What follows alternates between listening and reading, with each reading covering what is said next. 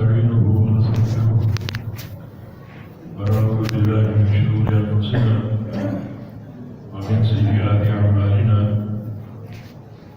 من يهده الله فلا مضل له ومن يضلل فلا هادي له وأشهد أن لا إله إلا الله وحده لا شريك له وأشهد أن محمدا عبده ورسوله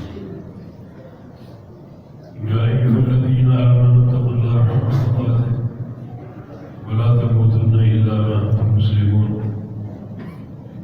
يا أيها الناس اتقوا ربكم الذي خلقكم من نفس واحدة وخلق منها زوجها وبث منهما رجالا كثيرا ونساء واتقوا الله الذي تساءلون به والأرحام إن الله كان عليكم رقيبا يا أيها الذين آمنوا اتقوا الله وقولوا قولا سديدا يصلح لكم أعمالكم ويغفر لكم ذنوبكم ومن يطع الله ورسوله فقد فاز فوزا عظيما أما بعد فإن أصدق الكلام كلام الله وأحسن الهدي هدي محمد صلى الله عليه وسلم وشر الأمور محدثاتها وكل محدثة بدعة وكل بدعة ضلالة وكل ضلالة في النار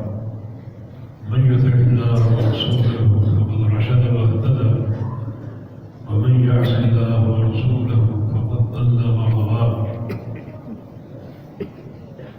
اللهم صل على محمد وعلى آل محمد كما صليت على إبراهيم وعلى آل إبراهيم إنك حميد مجيد اللهم بارك على محمد وعلى آل محمد كما باركت على إبراهيم وعلى آل إبراهيم إنك حميد مجيد سبحانك لا علم لنا إلا ما علمتنا إنك أنت العليم الحكيم رب اشرح لي صدري ويسر لي أمري واحلل عقدة من لساني يفقهوا قولي لقد قال الله سبحانه وتعالى بعد أعوذ بالله من الشيطان الرجيم من همزه ونفخه ونفثه بسم الله الرحمن الرحيم يا أيها الذين آمنوا ادخلوا في السلم كافة ولا تتبعوا خطوات الشيطان إنه لكم عدو مبين اللہ رب العزت کی حمد و ثنا اور اس کے پیارے حبیب اشرف الخلائق سید ولد آدم محمد مصطفیٰ صلی اللہ علیہ وسلم ذات گرامی پر انگنت بے شمار درود و سلام کے بعد میرے پاس وہ الفاظ نہیں ہیں ان سے میں شکریہ ادا کروں اپنے محترم بھائی شیخ ارشد علی حافظ اللہ کا انہوں نے یہ موقع فراہم کیا اور ایک ہی وقت میں آپ ہزاروں بھائیوں اور ساتھیوں کی اللہ کے رضا کے لیے زیارت ہو گئی اس زیارت میں کوئی دنیا کی غرض شامل نہیں ہے صرف اللہ کی رضا مقصود ہے اللہ تعالیٰ کو اپنی رضا کے لیے بھائیوں کا آپس میں ملنا بڑا پسند ہے تبھی ایک حدیث قدسی میں رسول اللہ صلی اللہ علیہ وسلم کا فرمان ہے کہ اللہ فرماتا ہے حقت محبتی للمتظاہرین فیہ حقت محبتی للمتجالسین فیہ ان بندوں کے لیے میری محبت فرض ہو جاتی ہے جو میرے لیے میری خاطر ایک دوسرے کی زیارت کرتے ہیں اور وہ بندے جو میرے لیے آپس میں مل بیٹھتے ہیں ان بندوں کے لیے میری محبت فرض ہو جاتی ہے۔ یہ مل بیٹھنا، ایک دوسرے کو دیکھنا، اللہ کی رضا کے لیے، اس کے دین کی راہ میں، یہ بہت ہی ایک کارآمد حقیقت ہے۔ اور ان لمحات میں ہم ایک دوسرے کو دیکھ رہے ہیں صرف اللہ کے لیے۔ اللہ تعالیٰ ہمارا یہ مل بیٹھنا اور یہ زیارت اسی حدیث کے تناظر میں قبول کرے، اور وہ جو صلہ اس کا قیامت کے دن مرتب ہوگا، اللہ تعالیٰ ہمیں وہ عطا فرما دے۔ جب قیامت کے دن سارے اولین و آخرین جمع ہوں گے میدان محشر، تو اللہ تعالیٰ کی طرف سے پہلا انعام جو بندوں کو حاصل ہوگا اس کا اعلان ہوگا۔ اللہ تعالیٰ فرمائے گا اَيْنَ الْمُتَحَابُّونَ بِي، وہ بندے کہاں ہیں جو دنیا میں میرے لیے محبت کرتے تھے، میرے لیے ملتے جلتے تھے اور میرے لیے ایک دوسرے کی زیارت کرتے تھے، وہ کہاں ہیں؟ اللہ رب العزت نے کھڑا ہونے کی توفیق دے کر اور ان کے لیے دو اعزاز اللہ تعالیٰ کی طرف سے تیار ہوں گے۔ لَهُم مَنَابِرُ مِن نُورٍ يَغْبِطُهُمُ النَّبِيُّونَ وَالصِّدِّيقُونَ وَالشُّهَدَاءُ، پہلا اعزاز یہ ہے کہ ان کے لیے نور کے ممبر تیار ہوں گے اللہ تعالیٰ کے انتہائی قریب، اور اللہ ان ممبروں پر ان کو بٹھائے گا۔ اتنا قرب حاصل ہوگا کہ انبیاء، صدیقین اور شہداء انہیں دیکھ کر رشک کریں۔ اور دوسرا اعزاز اليوم اظلهم تحت ظلی یوم لا ظل الا ظلی، کہ آج میں انہیں اپنے عرش کے سائے میں لے لوں گا، جس دن میرے سائے کے علاوہ کوئی سایہ نہ ہو۔ پورے میدان محشر میں تپتی دھوپ ہوگی اور سورج 1 میل کے فاصلے پر ہوگا، گرمی کی بڑی شدت ہوگی اور بڑا خطرناک پسینہ لوگوں کو بہہ رہا ہوگا، اور اس پسینے کی مقدار دنیا میں ان کے گناہوں کے مطابق ہوگی۔ لیکن یہ لوگ نور کے ممبروں پر اللہ تعالیٰ کے عرش کے سائے کے نیچے بیٹھے ہوں گے، جن کا دنیا میں ملنا جلنا اور محبتیں کرنا اللہ کی رضا کے لیے تھا۔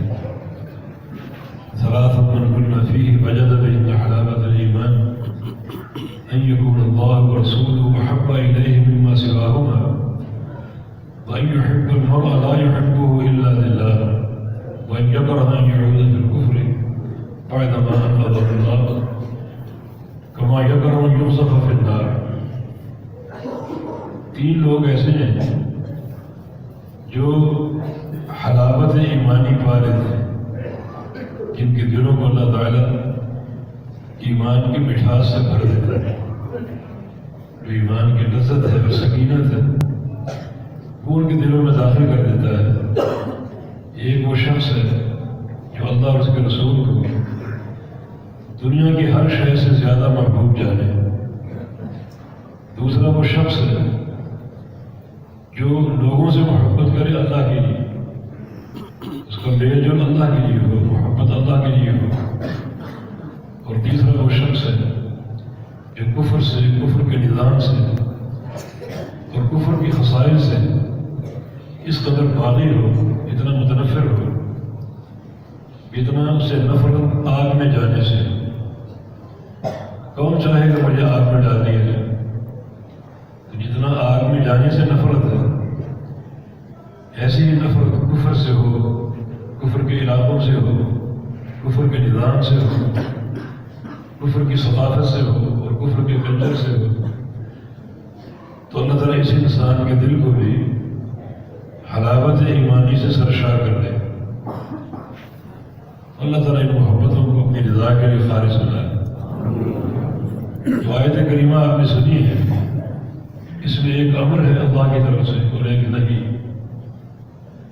امر یہ ہے یا ایھا الذین آمنوا، اے میرے وہ بندو جو ایمان لا چکے ہیں، جن کا دعویٰ ہے کہ ابھی ایمان لا چکے ہیں، ادخلوا فی السلم کافہ، داخل ہو جاؤ دین اسلام میں پورے کے پورے، یہ امر ہے اللہ تعالیٰ کی طرف سے۔ اور نہیں کیا ہے وَلَا تَتَّبِعُوا خُطُوَاتِ الشَّيْطَانِ، شیطان کے قدموں کی پیروی نہ کرنا، شیطان کے پیروکار مت بن جانا۔ إِنَّهُ لَكُمْ عَدُوٌّ مُّبِينٌ، بے شک وہ تمہارا کھلا کھلا دشمن ہے۔ یہ آیت کریمہ آپ نے سنی ہے جو ایک امر اور ایک نہیں پر مشتمل ہے۔ امر یہ ہے کہ دین اسلام میں پورے داخل ہو جائیں۔ یہ بتانا ہے آج اللہ کی توفیق سے کہ دین اسلام میں پورے داخل ہونے سے کیا مراد، ہم کیا کریں کہ جس سے ہمیں دین اسلام میں پورا داخل ہونا مان لیا جائے، قبول کر لیا جائے، اور اللہ کی طرف سے قبولیت کا شرف حاصل ہو جائے۔ دوسرے معنی میں اس امر سے کیا مراد ہے، اس دین میں پورے داخل ہو جائے، اس کی تین طرف سے تفسیر کی گئی۔ دین میں پورے داخل ہونے کی تین طرح سے تفسیر کی گئی۔ ادخلوا فی السلم کافہ، کہ اسلام میں پورے داخل ہو جائیں۔ اس کی پہلی تفسیر یہ ہے کہ سر سے لے کر پاؤں تک مکمل دین اسلام میں داخل ہو جائیں۔ تمہارے سر پہ اللہ تعالیٰ کے دین کا رنگ ہو، تمہارے چہرے پر اللہ تعالیٰ کے دین کا رنگ ہو، پھر چہرے میں آنکھیں ہیں، کان ہیں، زبان ہے، ہونٹ ہیں، ان تمام اعضاء پر اللہ تعالیٰ کے دین کا رنگ ہو۔ پھر انسان کا پیٹ ہے، شرمگاہ ہے، ہاتھ ہیں، پاؤں ہیں، ان سارے اعضاء پر اللہ تعالیٰ کے دین کا رنگ ہو، اور سر سے پاؤں تک اس دین میں داخل ہو جائے۔ اگر کوئی حصہ دین سے باہر ہے، اس دائرے سے باہر ہے، تو دین میں پورا داخل ہونا قبول نہیں کیا جائے۔ اگر آپ دین میں داخل ہو گئے لیکن آپ کی آنکھیں باہر ہیں، یا آپ کی زبان باہر ہے، یا آپ کے کان باہر ہے، تو آپ کا دین میں داخلہ قبول نہیں کیا جائے۔ یہ قبول کب ہوگا؟ جب سر سے پاؤں تک اس دین میں داخل ہو جائے۔ اس کا کیا معنی ہے؟ اس کا معنی یہ ہے کہ جسم کے جو سارے اعضاء ہیں، آنکھیں ہیں، ناک، کان ہے، ہاتھ ہے، زبان ہے، پاؤں ہیں، ان تمام کو اللہ تعالیٰ کی امانت سمجھنا۔ آپ ان کے مالک نہیں ہیں، ان آنکھوں کا، کانوں کا، زبان کا مالک اللہ رب العزت ہے، آپ نہیں ہیں۔ اللہ تعالیٰ ان کا مالک ہے، اور آپ کو کچھ وقت کے لیے ان امانتوں کا تصرف دیا گیا ہے۔ آپ کے اختیار میں کچھ نہیں، آپ نے ان اعضاء کا استعمال کرنا ہے اس مالک کے امر اور اس کی منشا کے مطابق۔ وہ مالک کیا چاہتا ہے کہ میری دی ہوئی زبان کیسے استعمال ہو، میرے دیے ہوئے کام کیسے استعمال ہو، میری دی ہوئی آنکھیں کیسے استعمال ہو۔ یہ سارا استعمال اس مالک کی مرضی سے کرنا ہے۔ آپ صرف امین ہیں، امانت دار ہیں۔ اللہ تعالیٰ کے امر کو آپ نے ان سارے اعضاء پر نافذ کرنا۔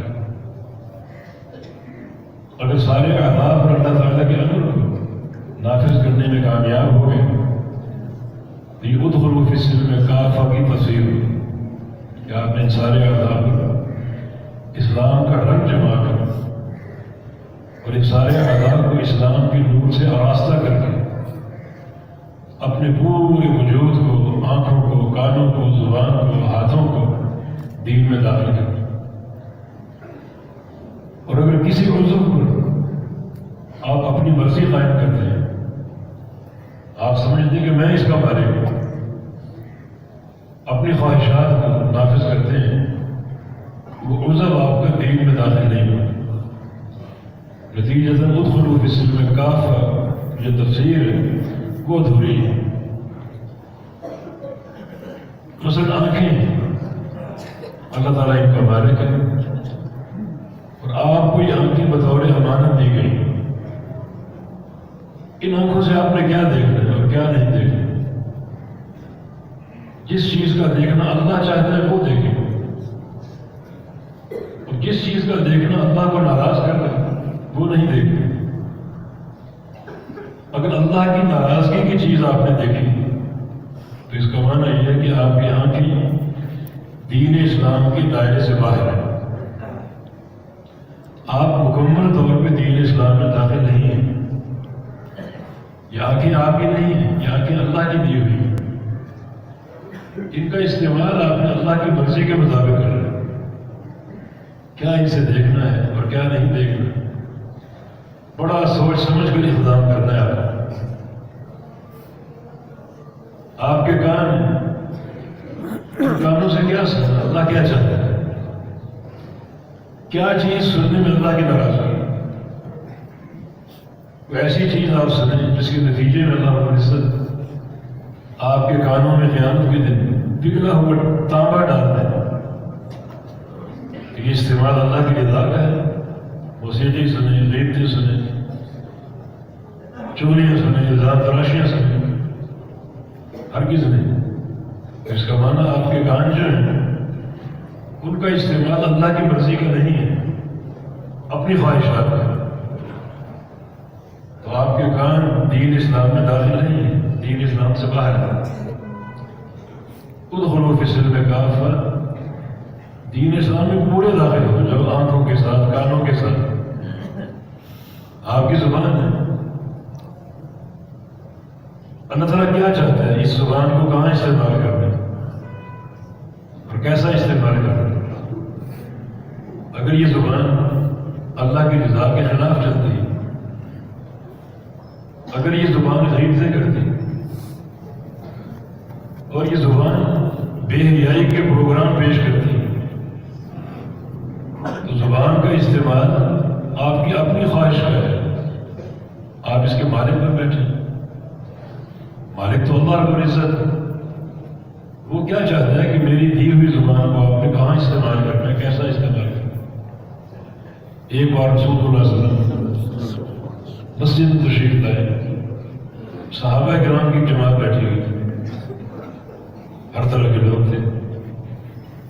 فرمایا کہ یا معاشر من اسلم بلسانہ ولم يدخل الایمان فی قلبہ. ہے وہ لوگوں جو اب تک صرف زبان سے اسلام لائے ہیں، اب تک ایمان ان کے دل میں داخل نہیں ہوا. اب تک ایمان ان کے دل میں داخل نہیں ہوا. کس بنا پر؟ آگے آپ نے کیا فرمایا، لا تغتاب المسلمین، مسلمانوں کی غیبت نہ کیا کرو. مانا غیبت اگر کرتے رہو گے تو تم صرف زبان کے مسلمان ہوگے، تمہارے دل حلاوت ایمانی سے دور ہے، دلوں میں ایمان داخل نہیں ہوگا.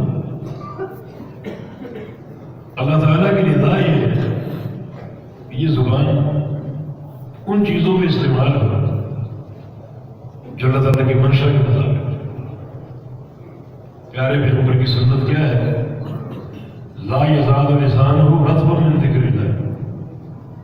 آپ کی زبان ہمیشہ اللہ کے ذکر سے تر رہتی ہے.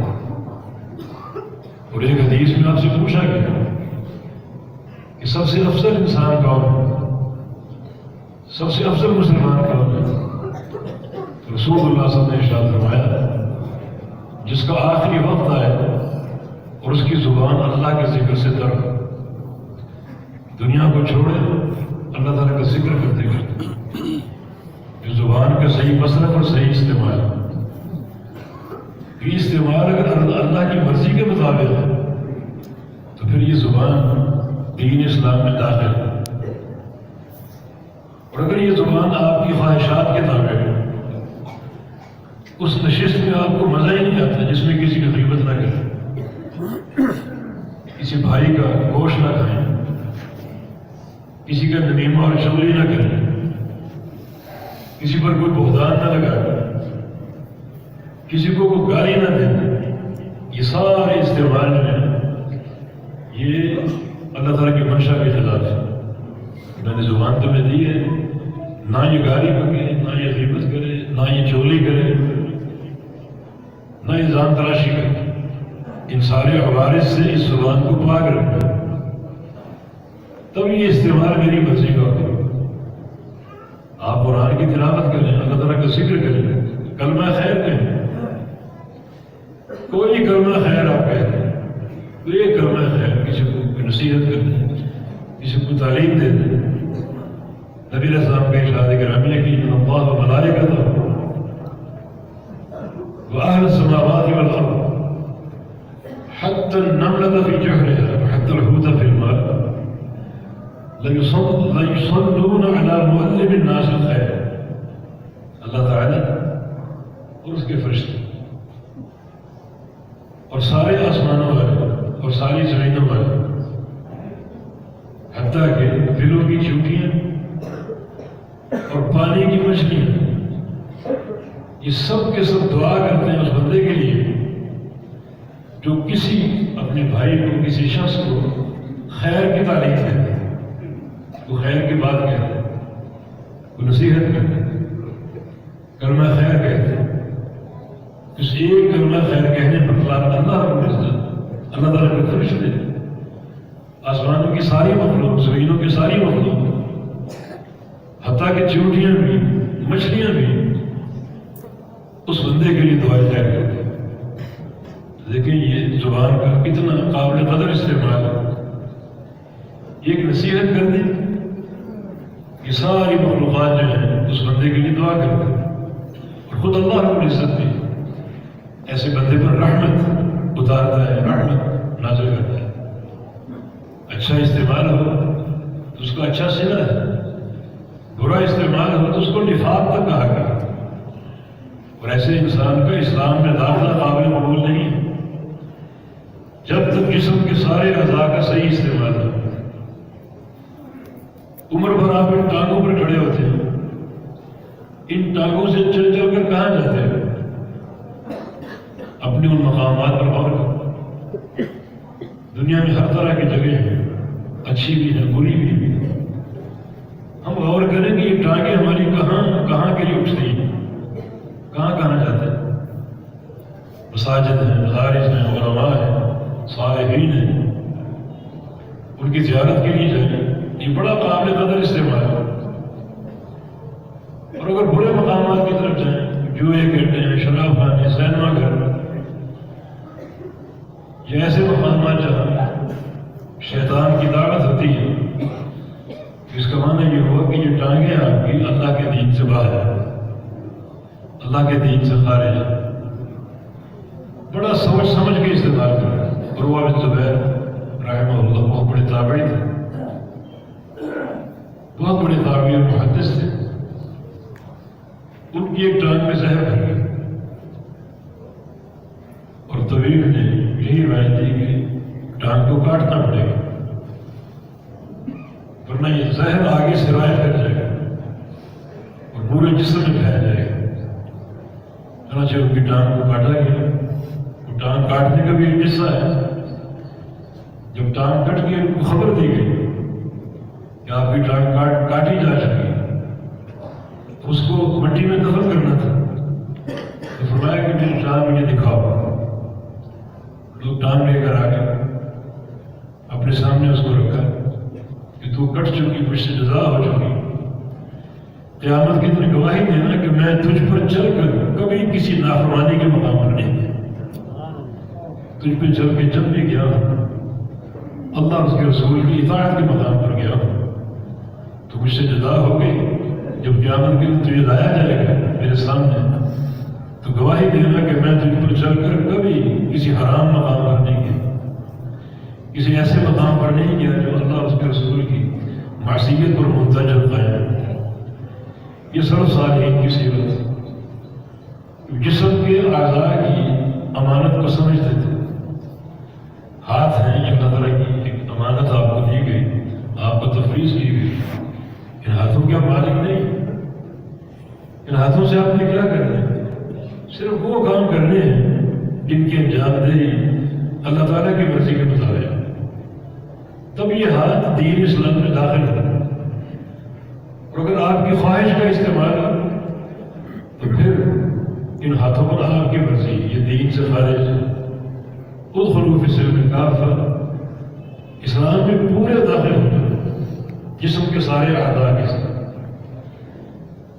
یہ سوچ لو کہ اللہ تعالیٰ ان اعضاء کا مالک ہے، ہمیں چند دن کے لیے بطور امانت یہ اعضاء تفویض کیے گئے ہیں، تو ان کا استعمال ہماری مرضی کا نہ ہو، بلکہ اللہ تعالیٰ اور اس کے رسول صلی اللہ علیہ وسلم کی جو شریعت مطہرہ اور جو اس کے تقاضے ہیں ان کے مطابق ان کا تصرف اور ان کا استعمال، اس میں اگر کامیاب ہو جائیں۔ یہ ادخلوا فی السلم کافہ کی ایک تفسیر ہے جو اللہ کی توفیق سے حاصل ہوئی۔ اگر سارے اعضاء کی امانت کا حق ادا ہو گیا تو آپ کو ادخلوا فی السلم کافہ صحیح شمار ہوگا، اس کا اجر بھی ہوگا، صلہ بھی ہوگا۔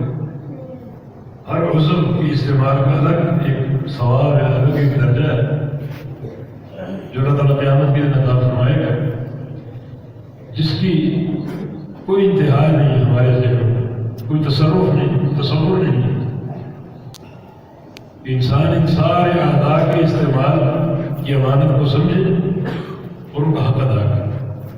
زبان سے کیا بولنا ہے، آنکھوں کا کیا استعمال کرنا ہے، کانوں سے کیا سننا ہے، ہاتھوں سے کیا لینا اور کیا دینا۔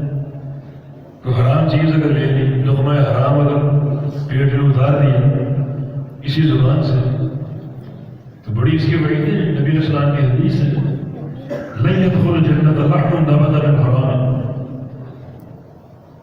وہ گوشت جنت میں داخل ہو ہی نہیں سکتا جو حرام مال سے تیار ہے۔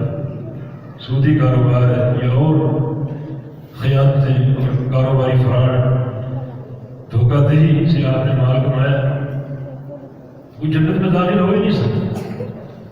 رزق حلال پر اکتفا، اور یہ ہاتھ جو لقمہ حاصل کرے اور پیٹ میں اتارے 100% حلال کا۔ یہ ہاتھوں کا وہ استعمال ہے جو شرعی مطلوب ہے، اللہ تعالیٰ کی منشا اور مرضی کے مطابق ہے۔ اگر حرام چیزیں کماؤ گے، حرام چیزیں پیٹ میں اتارو گے، ان سے خون بنے گا، گوشت بنے گا، وہ جنت میں نہیں جا سکتا۔ جنت ایک پاکیزہ ٹھکانہ ہے، اور حرام جو ہے وہ پلید چیز ہے۔ اس پلید چیز کو لے کے جنت میں کیسے داخل ہے؟ پھر وہ پلید حصہ جہنم کی بھٹی میں ڈال کر جلایا جائے گا۔ کتنا عرصہ یہ اللہ جانتا ہے۔ اگر بندے کا عقیدہ درست ہے، توحید اس کی درست ہے، تو اس کو نکالا جائے گا۔ لابثین فیہا احقابا، کتنا عرصہ رہیں گے، کتنی صدیاں رہیں گے، اللہ جانتا ہے۔ پھر وہ جنت کے قابل ہوگا۔ تو ہاتھوں کی امانت کا ایک اہتمام بڑی اہم شے ہے۔ ہاتھوں سے کیا لینا ہے، کیا دینا ہے، کیا ان کا استعمال بالکل خالق کائنات جو عطا کرنے والا اس کی مرضی کے مطابق۔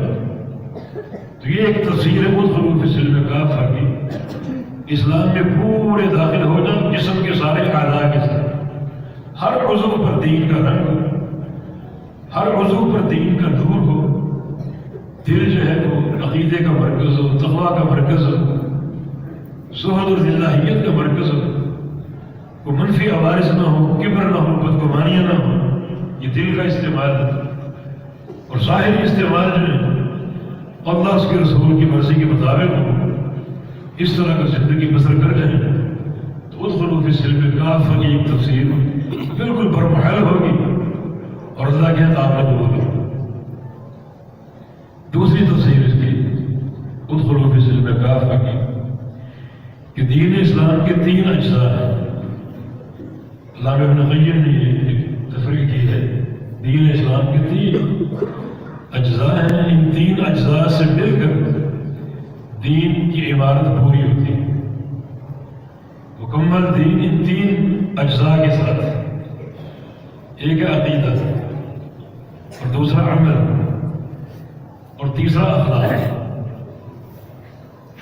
ان تینوں کو اپنا، یہ نہیں کہ عقیدہ تو موجود ہے مگر اخلاق میں کوڑا، توحید تو سمجھتے مگر عمل میں کوتاہی۔ یہ تینوں چیزوں کو بھرپور طریقے سے سمجھو اور اختیار کرو، تینوں کی اہمیت ہے۔ کچھ لوگوں کو شیطان وار کرتا ہے کہ بھیا تم تو موحد ہو، تمہاری توحید تمہیں کامیابی دلا دے گی، تمہیں عمل کی ضرورت نہیں،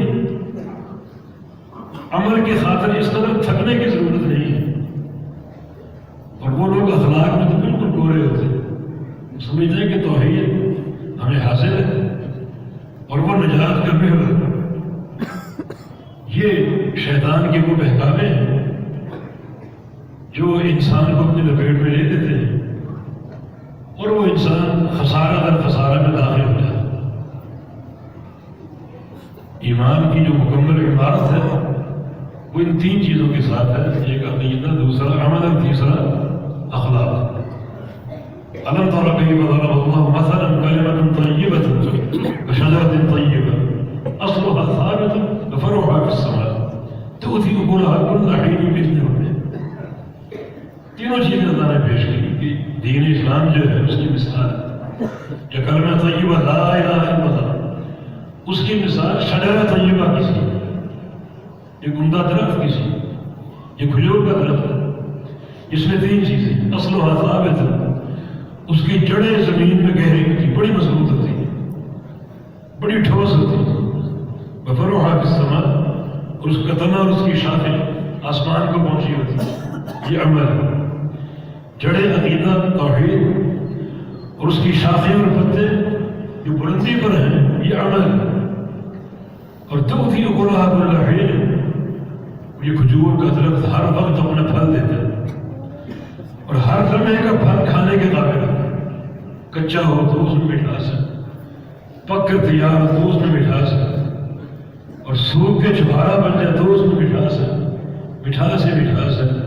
اور یہ پھل اور مٹھاس اخلاق حسن، یہ کلمہ طیبہ کی پوری مثال ہے جو ان 3 عناصر سے مرکب ہوتا ہے۔ جڑیں ہیں بمنزلہ عقیدت، اور پتے اور شاخیں بمنزلہ عمل۔ عقیدہ اگر ٹھوس ہوگا تو پتے اوپر کو اٹھیں گے، یہ عمل اوپر کو جائے گا اور اللہ کے قابل قبول ہوگا، اور وہ درخت اپنے پھل دیتا ہے، ہر وقت دیتا ہے، ہر وقت لوگوں کو سیر کرتا ہے، جو کہ اخلاق حسنہ کی منزلت پر ہے۔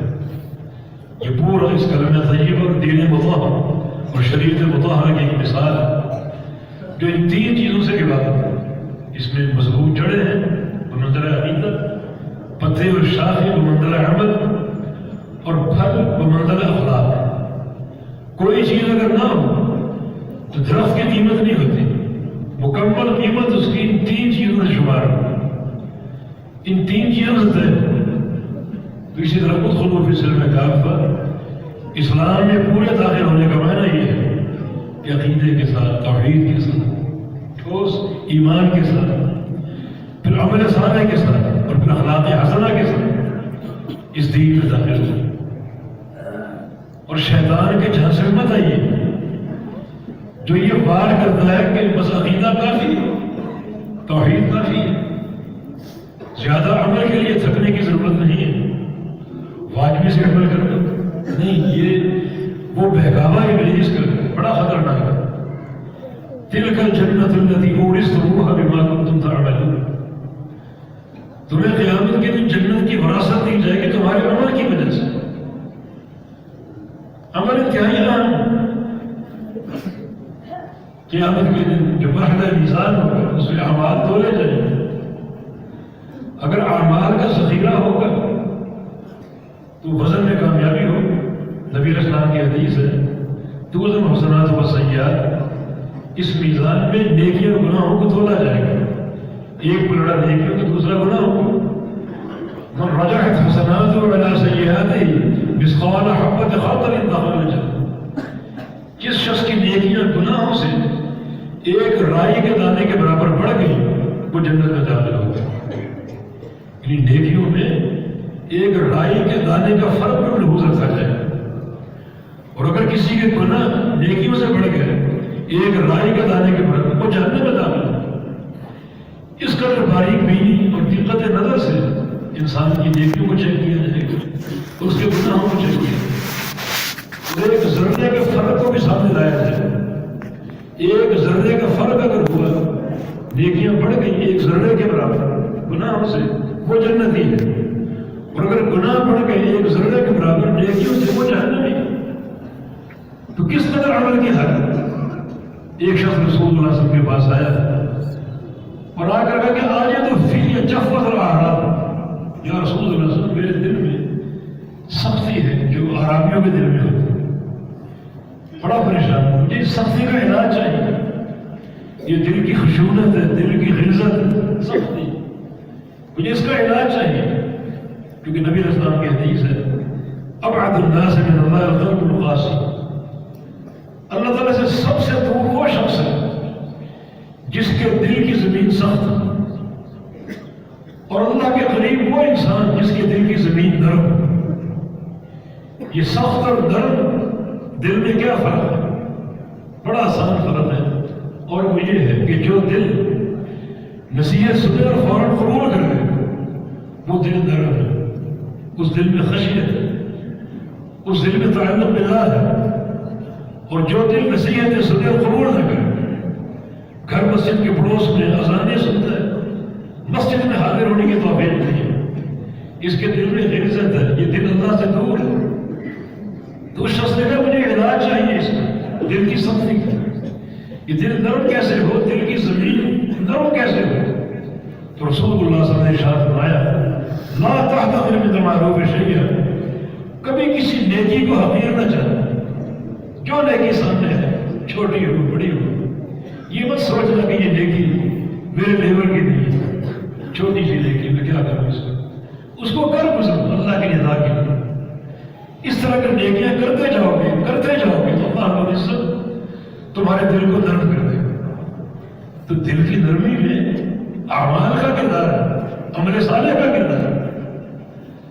کہ پورے صراط کا مرحلہ یہ میزان کے قریب ہے کہ قیامت کے دن میدان محشر میں یہ میزان ہے اور ساتھ ہی پورے صراط ہے. جہنم کی پشت پر یہ پورا سب ہوگا. جو حدیثیں آپ پڑھتے ہیں, کچھ لوگ پلک جھپکنے کی طرح گزر جائیں گے, اور کچھ لوگ تیز رفتار آندھی کی طرح, کچھ لوگ بجلی کی طرح, کچھ لوگ گھوڑوں کی طرح, کچھ لوگ ایسے ہوں گے یتقلبون علی الصراط, جو پورے صراط پر لوٹ پوٹ ہوں گے, کبھی گریں گے, کبھی اٹھیں گے, کبھی سنبھلیں گے, کبھی ان کا پاؤں پھسل جائے گا, اور وہ ایک ہاتھ کے سہارے سے لٹکے ہوئے. کتنا یہ قابل طرح منظر ہو. اور بعض اوقات پاؤں ان کا الجھ جائے گا پورے صراط میں, اور وہ نیچے پوری طرح گر جائیں گے, صرف پاؤں کے سہارے سے لٹکے ہوئے. کب وہ سنبھلیں گے, کب وہ اٹھ کر بیٹھیں گے, اور کب چلنے کے قابل ہوں گے, اور کتنے مدت مدینہ کے بعد وہ اس کو عبور کریں گے. لیکن کبھی غور کیا اتنا فرق کیوں ہے؟ کچھ لوگ بجلی کی طرح کیسے عبور کر جائیں گے, اور کچھ لوگ جنتی وہ بھی جنت میں داخل ہو جائیں گے. لیکن کتنے عرصے بعد, کتنے سالوں بعد, کتنا یہ پل ان کو زخمی کرے گا, ان کے پاؤں کو نوچے گا, ان کے قدموں کو ڈگمگائے گا, اور کتنا عرصہ بیت جائے گا. جنت میں داخل ہو جائیں گے, عبور کر جائیں گے. لیکن ایک عرصہ دراز کے بعد یہ فرق کیوں ہے دوستو؟ یہ فرق اعمال صالحہ, کیونکہ نبی علیہ السلام کی دو حدیثیں یمر الناس علی قدر نور, لوگ اس پل سے گزریں گے اپنے نور کی وقت, جتنا نور ہوگا اتنی تیزی ہوگی. کچھ لوگوں کا تو پھیلا ہے چاروں طرف, آگے پیچھے نور ہے, دائیں بائیں نور ہے, اوپر نیچے, بڑی اس کی آتی ہے.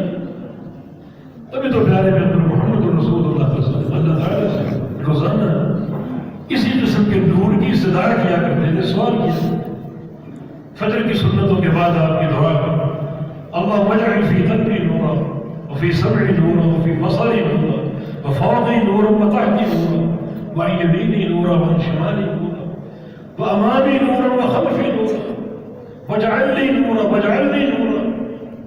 یا اللہ میرے دل میں نور عطا فرما دے، میری آنکھوں میں نور پیدا فرما دے، میرے کانوں میں نور پیدا فرما دے، میری زبان میں نور پیدا فرما دے، میرے اوپر بھی نور ہو، میرے نیچے بھی نور ہو، دائیں بھی نور ہو اور بائیں بھی نور ہو، آگے بھی نور اور پیچھے بھی نور. اور ایک حدیث میں یہ الفاظ بھی ہیں واجعل فی لحمی نورا ودمی نورا وشعری نورا وعظامی نورا ومخی نورا. یا اللہ میرے گوشت میں نور پیدا فرما دے، میرے بالوں میں نور پیدا فرما دے، میری ہڈیوں میں نور پیدا فرما دے، ہڈیوں کے گودے میں نور پیدا فرما دے. یہ نور کی حاجت ہے. لوگ اس پل سے گزریں گے بقدر نور، جتنا انہوں نے نور کمایا دنیا میں اسی قدر تیزی ہوگی، اور جس قدر نور کی کمی ہوگی اسی قدر رفتار سست ہوگی. نبی علیہ السلام کے جیسے کچھ لوگ ایسے ہوں گے جن کا نور جو ہے وہ ایک صرف نقطے کی مانند پاؤں کے انگوٹھے میں ہوگا اور کہیں نور نہیں، کہیں دائیں بائیں آگے پیچھے کوئی نور نہیں، صرف ایک نقطہ لگا ہوا نور کا پاؤں کے انگوٹھے. کبھی اسے روشنی پیدا ہوگی، وہ چل پڑے گی اور کبھی وہ روشنی بجھ جائے گی اور وہ گرنا پڑنا شروع ہو جائیں گے، بربادی کے قریب پہنچ جائیں گے.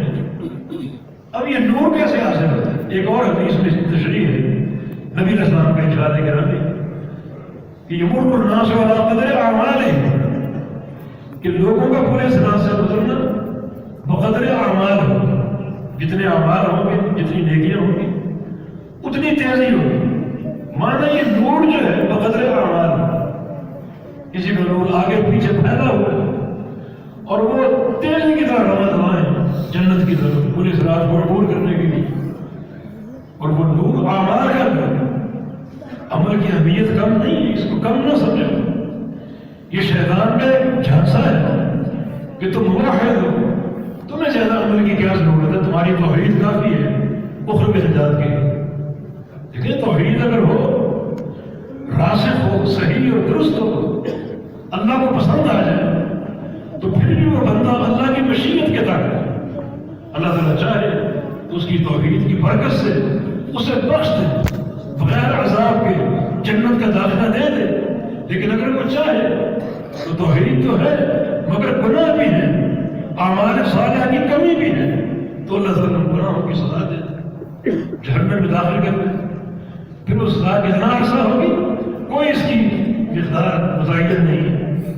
تو عمل صالح علامہ ابن قیم کے بیان کے مطابق دین اسلام کے 3 اجزاء ہیں، 3 عناصر جن سے یہ پورا مرکب ہوتا ہے. عقیدہ، عمل اور اخلاق. عقیدہ اپنے اندر پیدا کرو، توحید کا فہم اپنے اندر اجاگر کرو، ٹھوس توحید اور صحیح فہم کے ساتھ، صحیح سمجھ کے ساتھ. اور توحید کے بعد عمل صالح، کوئی اس میں کمی نہ ہو. جو اللہ اور اس کے رسول کا فرمان آ جائے گردن جھکا لو، اس عمل کو اپنا لو، زندگی کا حصہ بنا لو، اور اس میں اخلاق حسن. کچھ لوگ موحد ہوتے ہیں، عمل بھی کرتے ہیں، اخلاق کی کمی ہوتی ہے. مسجد میں آ کے نماز پڑھ کے نکلے تو ان کی نگاہوں کو ذرا چیک کیا کرو. لوگوں کو دیکھ کر گھورتے ہیں، وہ زبان حال سے کہہ رہے ہیں کہ میں اکیلا جنتی ہوں، یہ سارے جہنمی بیٹھے ہیں. کس طرح کا یہ اخلاقی حسنہ کا جنازہ ہے. خیر خواہی کرو، اچھے اخلاق سے پیش. وہ شخص جو آیا تھا نبی علیہ السلام کے پاس کہ میرے دل میں سخت ہے، مجھے اس کا علاج بتائیے. تو آپ نے 2 چیزیں فرمائی: لا تحتقر من المعروف شیئا، کسی نیکی کو حقیر نہ جانا. اور پھر آپ نے اس کی مثال دی ولو ان تلقى اخاك بوجه طليق، اس کی ایک مثال سن لو. کوئی تمہارا بھائی آئے تو اس سے ملو خندہ پیشانی کے ساتھ، روشن پیشانی کے ساتھ، مسکراتے چہرے کے ساتھ. یہ نہ ہو کہ وہ ملنے آیا ہے اور اس کے اسٹیٹس نیچا سمجھتے ہو اور بڑا ایک غصے کی کیفیت سے اس سے مصافحہ کرتے ہو.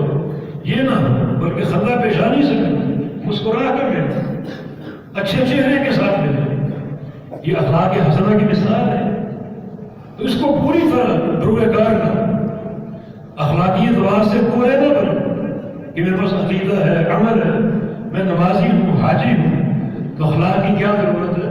نہیں، بعض اوقات اخلاق کا ختم ہونا، اخلاق کا ناپید ہونا بندے کے اعمال کو برباد کر دیتا۔ نبی علیہ السلام کے سامنے دو عورتوں کا ذکر ہوا، ایک عورت مالدار تھی، سخی تھی، نمازی تھی، طاقتور تھی، نفل پڑھتی، نفلی روزی رکھتی اور فرائض کا اہتمام بھی کرتی، بڑی نیک ہے، لیکن ایک اس میں کمی تو وہ جیران ہے، میری سان ہے، اس نے اپنے پڑوسیوں کا ناک میں دم کیا، چیخنا، چلانا، عیدیں کرنا، گالی گلوچ، یہ اس کا وطیر ہے۔ باقی نمازیں پڑھتی ہے، حج کرتی ہے، روزے رکھتی ہے، فرضی بھی، نفلی بھی، مالدار ہے، صدقہ دیتی ہے بہت، لیکن زبان کی میٹھی نہیں ہے، پڑوسیوں کو بڑا آزار دیتی ہے، بڑی اذیت دیتی ہے۔ فرمایا کہ ہیا فی النار، یہ خاتون جہنم میں جائے۔ اب وہ نمازیں کہاں کی، روزے کہاں کے، حج کہاں کے، اعمال صالحہ کہاں کے، جہنم میں جائیں۔ یا رسول اللہ، خاتون اور کمزور ہے، مال بھی نہیں ہے، صدقہ نہیں دے پاتی، صدقے کا شوق ہے، جو کھانا کھاتی ہے بعد میں روٹی کے ٹکڑے ایک آدھ ٹکڑا بچا لیتی ہے اور 2 4 6 دن بعد کوئی ٹکڑے جمع ہو جاتے ہیں، وہ صدقہ دیتی ہے، فرائض کا اہتمام کرتی ہے، نوافل کا اہتمام نہیں کر پاتی، لیکن لا توصی جیران ہے، میری سال ہے، اپنی زبان سے پڑوسیوں کو تکلیف دی اور میں ہی اپنی جنت، یہ خاتون جنت میں جائے۔ یہ اخلاق حسن، اخلاق کا قحط سارے اعمال کو برباد کر دیا اور وہ جہنمی بن گئی۔ اور اخلاق حسن ایک کمزور خاتون کے لیے جنت کے داخلے کا باعث ہے۔ یہ ہے دین اسلام کی پوری عمارت۔ ابن قیم نے اس کی مثال ایک اور دی ہے، ایک عمارت کی سی، مسجد کی عمارت آپ دیکھیں، مسجد آپ نے بنائی، آپ کے ذہن میں تصور تھا کہ کتنی اس میں مضبوطی ہوگی، کتنی اس میں منزلیں ہوگی، کتنی یہ کشادہ ہوگی، اس کے مطابق آپ نے سریہ اور سیمنٹ ڈالا تاکہ بنیادیں مضبوط ہوں۔ پھر اس کی عمارت 1 منزلہ، 2 منزلہ، 3 منزلہ، 4 منزلہ، یہ 2 چیزیں بن گئی، بنیادیں بھی آ گئی اور ایک ڈھانچہ بھی کھڑا ہو گیا۔ اب خالی ڈھانچہ دیدہ ذہن نہیں ہوتا، اب آپ نے رنگ روغن کیا، ماربل کا اہتمام کیا، مسجد کو چمکا دیا، اس کو زینت دی۔ ابن قیم فرماتے ہیں کہ یہ مثال دین اسلام کی، ادخلوا فی السلم کافہ، مسجد کی بنیادیں، عمارت کی بنیادیں یہ عقیدہ ہے، عمارت کی بلندی عمل، اور یہ رنگ و روغن اور اس کی یہ زینت اور یہ ماربل کا استعمال، یہ اخلاق حسن۔ 3 چیزیں مل کر عمارت کو مکمل کرتی ہیں۔ اسی طرح ادخلوا فی السلم کافہ بھی ان 3 چیزوں کے ساتھ، عقیدے کو چیک کرو، عمل پر توجہ دو، ہر عمل مطابق ہو اللہ کے پیارے پیغمبر کی سنت کے، اور اخلاق اور اخلاص کی بنیاد، اور ساتھ ساتھ اخلاق حسن ہو، اس کا برتاؤ کرو بڑی عمدگی سے۔ یہ 2 تفسیریں ہم نے پیش کر دی، ادخلوا فی السلم کافہ کی۔ تیسری تفسیر ایک اور بھی ہے، اسلام میں پورا داخل ہونا، پورا داخل ہونے کا معنی یہ ہے کہ پورا داخل ہو جاؤ ہر عمل کے ساتھ، اور گناہوں سے بچو، ہر گناہ سے۔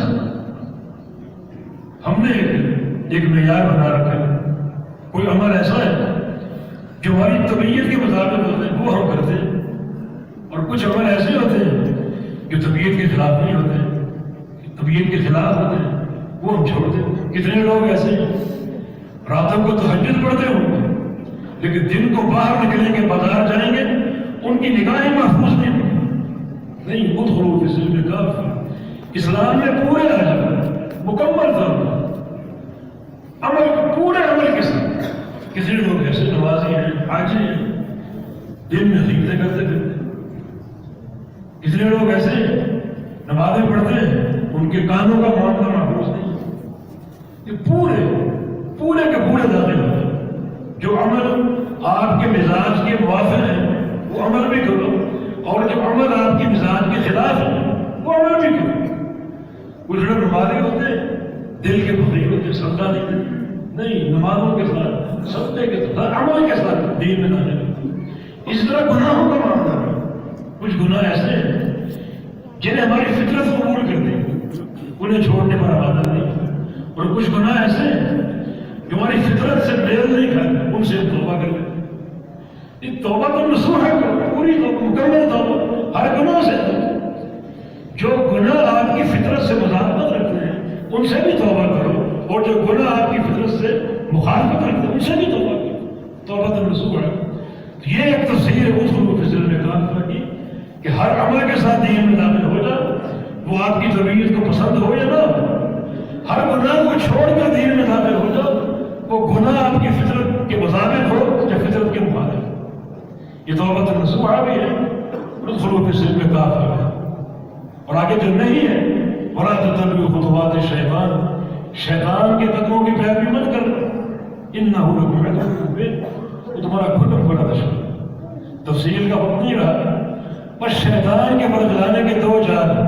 اس نے کہا تھا لَا تُعْجِلْنَ لَهُمْ صِرَاطَكَ الْمُسْتَقِيمَ، یا اللہ تو نے مجھے راندہ روزگار کر دیا، مجھے دھتکار دیا، مجھے رد کر دیا، جہنمی بنا دیا، اب مجھے زندگی دے قیامت تک، اور میں کیا کروں گا؟ تیرے بندوں کے صراط مستقیم پر بیٹھوں گا، تیرے بندوں کے صراط مستقیم پر بیٹھوں گا۔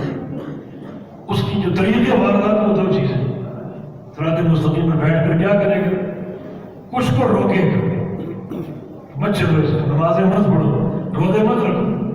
وہ حج کرنا چاہ رہا ہے اس کو حج سے روکے گا، اور وہ کامیاب ہے۔ یہ بڑی مخلوق، بڑی دنیا نماز نہیں پڑھتی، روزے نہیں رکھتی، مال ہے حج نہیں کرتی، ذکر و اذکار سے غافل ہے، وہ شیطان کے ایک وار کے تحت آ چکے ہیں اور پوری طرح اس کے غلام بن چکے ہیں۔ یہ ایک شیطان کا طریقہ واردات۔ دوسرا طریقہ واردات یہ ہے، ایک بندے سے وہ کہتے ہیں نماز نہ پڑھو، لیکن بندہ کہتا ہے میں پڑھوں گا، حج نہ کرو، وہ کہتا نہ کروں گا، ورنہ شیطان اس کو برگلا نہیں سکتا۔ اب وہ دوسرا حربہ استعمال کرے گا، اور وہ یہ کہ اس کی نماز میں، اس کے حج میں اپنی طرف سے کچھ چیز داخل کرے گا جس کو بدعت کہتے ہیں۔ اور بہت سے لوگ ایسے نمازی ہیں، حاجی ہیں، روزے رکھتے ہیں، مگر ان کے ان اعمال میں بدعات کا ایک ہجوم ہے، بے تحاشا بدعت۔ وہ خوش ہیں کہ ہم اعمال صالحہ جانتے ہیں، اور شیطان خوش ہے کہ میں نے اسے اپنی خواہشات کا اسیر کر کے اللہ کے دین سے دور کر دیا۔ بدعت انسان جتنی اللہ کی عبادت کرے گا اتنا وہ اللہ سے دور ہوگا اور شیطان کے قریب ہوگا۔ یہ بھی اس کا طریقہ واضح ہے۔ جن لوگوں کو نماز سے نہ روک سکے، حج سے نہ روک سکے، ان لوگوں پر اپنی زینت داخل کر کے ان کو بدعات کا مرتکب کرے۔ ویسے بے تحاشا لوگ ہیں جن کی نمازیں سنت کے خلاف، جن کے حج سنت کے خلاف، جن کے روزے سنت کے خلاف، جن کا وضو سنت کے خلاف، حالانکہ نمازی ہیں، حج کا شوق ہے، روزے رکھتے ہیں، مگر شیطان نے ایسا ان کو بہلایا، اپنا راستہ ایسے ان میں شامل کیا، داخل کیا کہ وہ ان بدعات کا شکار ہے۔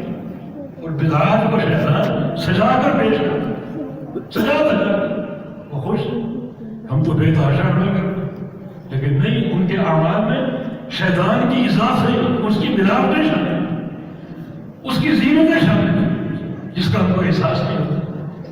اور بہت کم لوگ ہیں، وہ کریم ہیں دنیا کی، جو شیطان کے پیروکار نہیں ہیں، جو اس کا کہا نہیں مانتے، امر بھی انجام دیتے ہیں، اور جو اس کی ملاوٹیں اور اضافے ہیں ان کو بھی قبول نہیں کرتے۔ ان کے اعمال خالص ہیں، خالص ہیں، اخلاص کی بنیاد پر اور پیغمبر علیہ السلام کی سنت کی اتباع کرتے ہیں۔ یہ لوگ مخلصین ہیں، یہ لوگ اللہ کے پسندیدہ، اللہ کے مقربین ہیں۔ تو ان چیزوں کے ساتھ دین میں آ جاؤ اور شیطان کے بہکاوے سے بچو، جو اس کے وار ہیں ان سے بچو۔ شیطان بعض اوقات انسان کے اندر ہوتا ہے، اندر اس کو برباد کرنے کی کوشش کرتا ہے۔ انسان نماز پڑھ رہا ہے، سنت کے مطابق پڑھ رہا ہے، مگر وہ اندر ریاکاری کا وار کرتے ہیں، بدگمانی کا وار کرتے ہیں، کبر کا وار کرتے ہیں۔ لیکن جو بندے شیطان کی طرف سے پوری طرح چکنا ہے وہ ان چیزوں کو قبول نہیں کرتے، وہ اللہ کے خالص بندے ہیں، مخلص بندے ہیں، اور وہ ادخلوا فی السلم کافہ کی صحیح تفسیر ہے۔ اللہ پاک مجھے اور آپ کو اس کی صحیح تفسیر سمجھنے اور اس کا حق ادا کرنے کی توفیق عطا فرمائے۔ جو معنی آیات کے علماء نے بیان کیے، اللہ پاک ہمیں ان کا سچا فہم عطا فرمائے، اللہ ہمیں ٹھوس عقیدہ عطا فرما دے، ایک درست اور مکمل توحید عطا فرما دے، سنت کے مطابق عمل کی توفیق دے دے، اور وہ عمل اخلاص کی بنیاد پر استوار ہو اللہ پاک کی توفیق سے۔ اللہ تعالیٰ ہمیں اخلاق کی جو ہے وہ اصلاح فرما دے، اخلاق حسنہ کو ہم کو بہتر بنا دے، تاکہ ہم پوری طرح اس کو بسم میں کام کی تفسیر بن جائے۔ اقول قولی ھذا واستغفر اللہ لی ولکم وآخر دعوانا